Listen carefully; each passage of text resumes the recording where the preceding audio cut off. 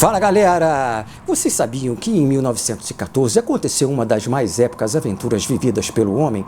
Sir Ernest Shackleton, mais 28 homens e 69 cães saíram numa expedição que ele chamou de Expedição Imperial Transantártica. Shackleton, que era um explorador polar e estava em sua terceira expedição, tentava atravessar o continente ártico passando pelo Polo Sul.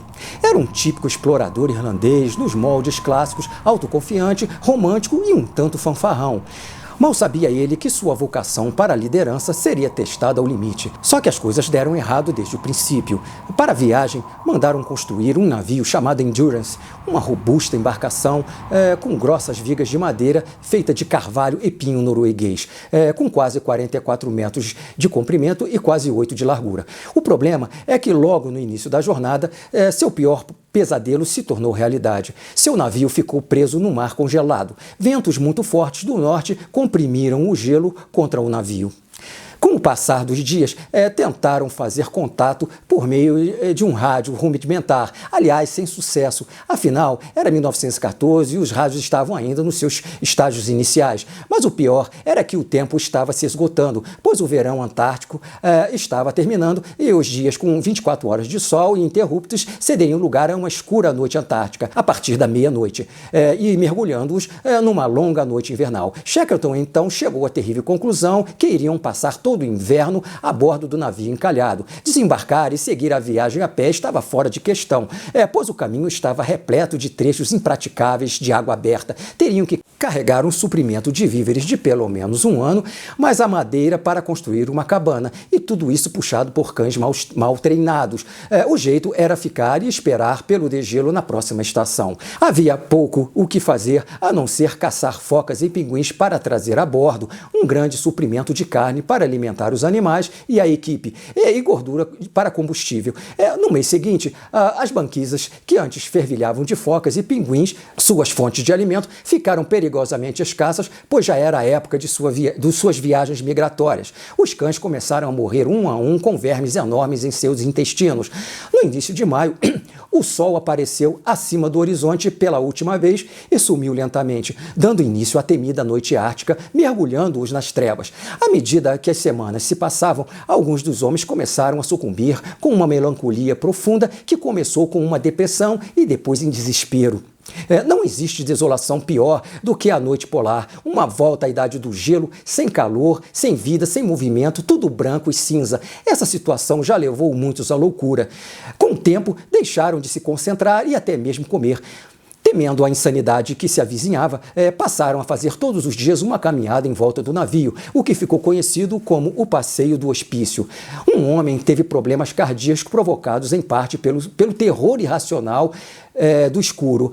Outro ficou paranoico, achando que a tripulação queria matá-lo, mas no geral a solidão e a escuridão fez o grupo ficar mais unido. Passaram-se 7 meses e agora o sol brilhava cerca de 10 horas por dia, com a temperatura subindo para 17 graus abaixo de zero. O aumento da quantidade de plâncton na água era um inequívoco sinal da primavera antártica e de que os animais, em especial as focas e pinguins, iriam retornar. Mas esse alento duraria pouco. Depois de 9 meses, vou repetir, 9 meses encalhados na solidão do gelo e da neve, a pressão do gelo começou a esmagar o navio e a água começou a entrar. Usaram bombas para drenar a água, que além de insuficientes, tiveram suas mangueiras congeladas e pararam de funcionar. Passaram a noite inteira numa luta interminável, em quase total escuridão e num frio glacial, e durante 3 dias fizeram de tudo para salvar o navio, mas foi inútil, ele estava condenado. O gelo começou a esmagá-lo lentamente, os sons do navio em agonia eram rangidos fantasmagóricos, como resultado do atrito de forças tectônicas de 10 milhões de toneladas de gelo, quebrando vigas de carvalho de mais de 35 centímetros de largura, com gravetos, atirando estilhaços de madeira para todo lado.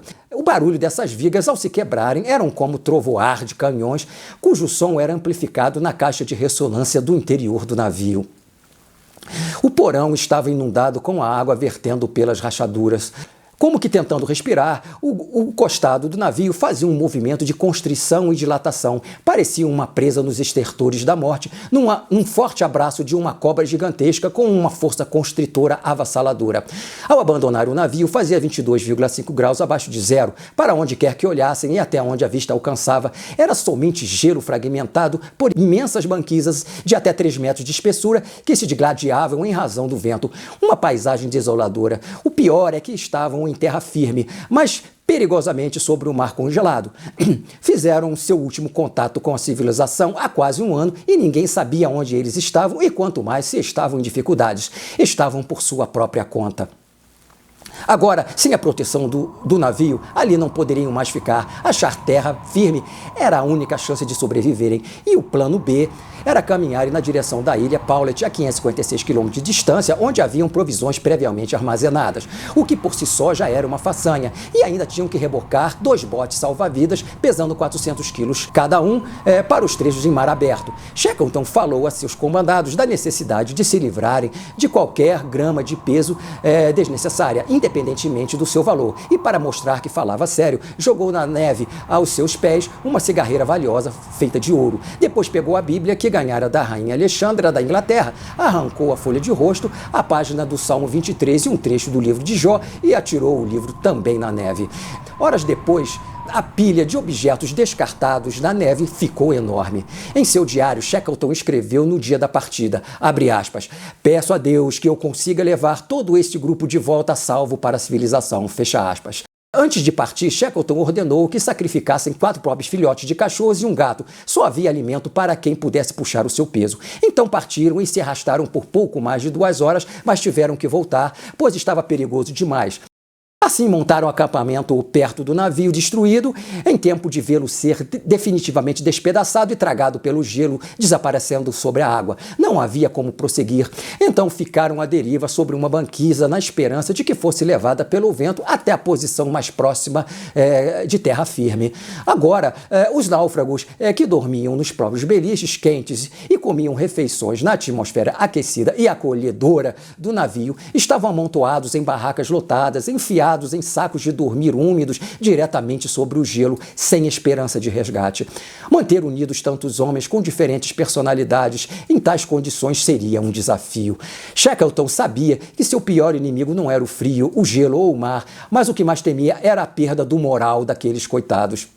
Resolveu então partir para o oeste em 23 de dezembro. Deixou para trás uma garrafa com uma mensagem em seu interior para a posteridade e para que soubessem o que aconteceu ao navio Endurance caso não conseguissem.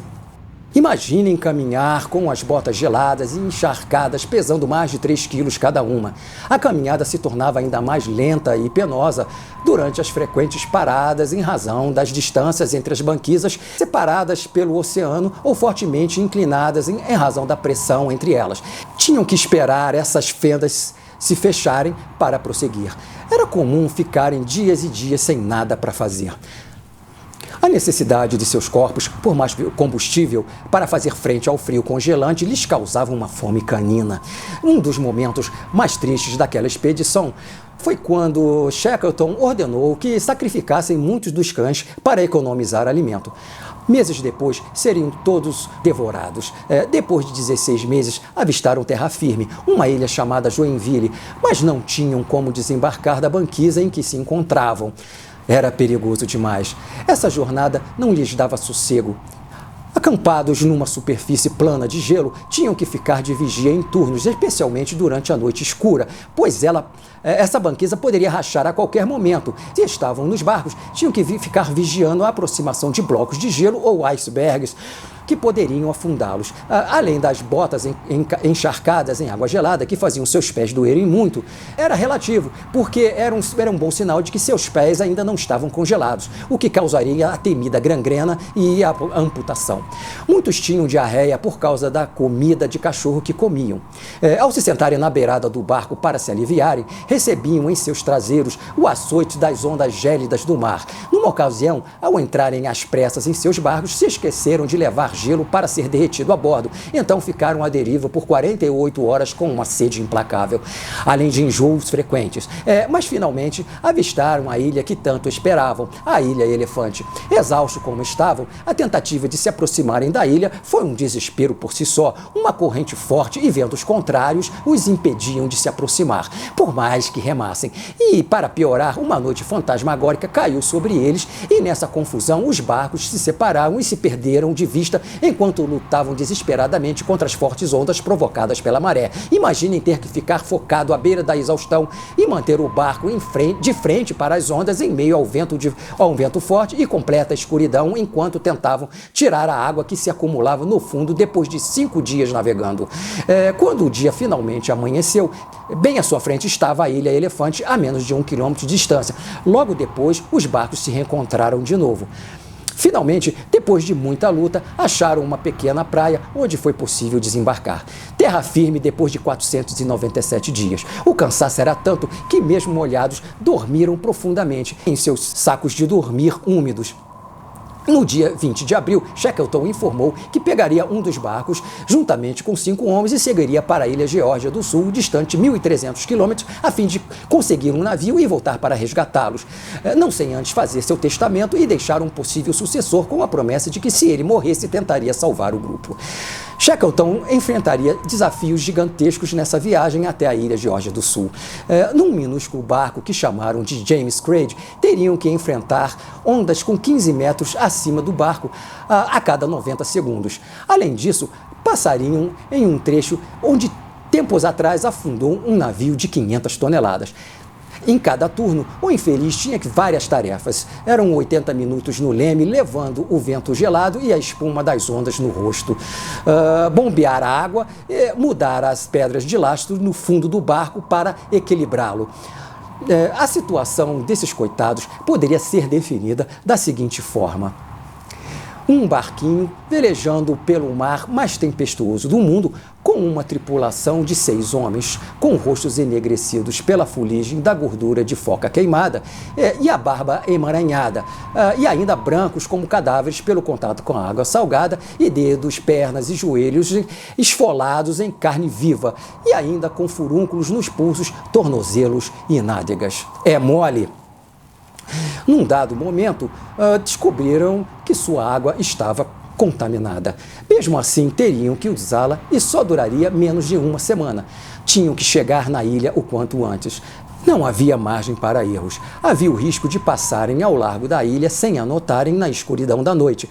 Depois seria impossível voltar em razão das correntes contrárias. A tensão era palpável, até que viram um cormorão e ficaram exultantes, pois sabiam que essas aves não se afastam mais de 20 quilômetros da costa. De repente, ouviu-se um grito muito mais de alívio do que de alegria. Terra!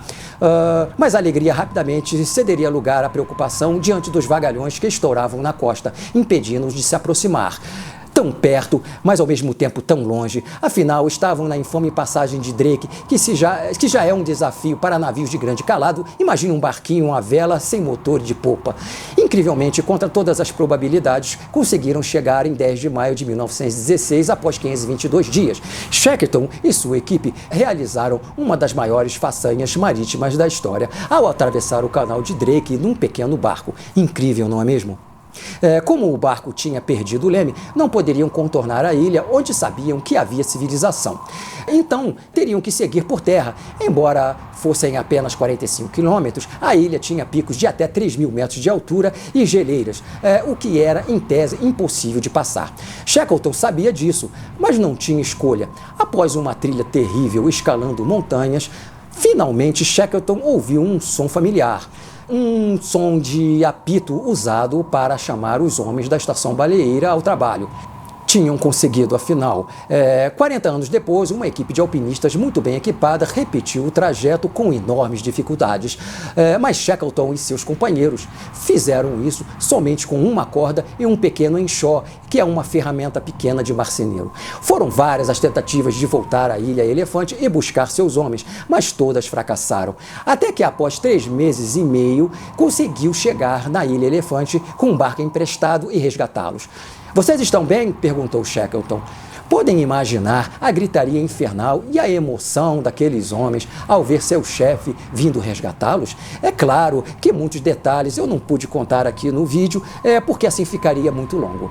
Mas quem quiser saber mais dessa extraordinária expedição que se transformou numa luta épica pela sobrevivência, é uma demonstração impressionante de determinação, coragem e, acima de tudo, lealdade, podem adquirir o livro A Incrível Viagem de Shackleton, a mais extraordinária aventura de todos os tempos, à venda no site da Amazon.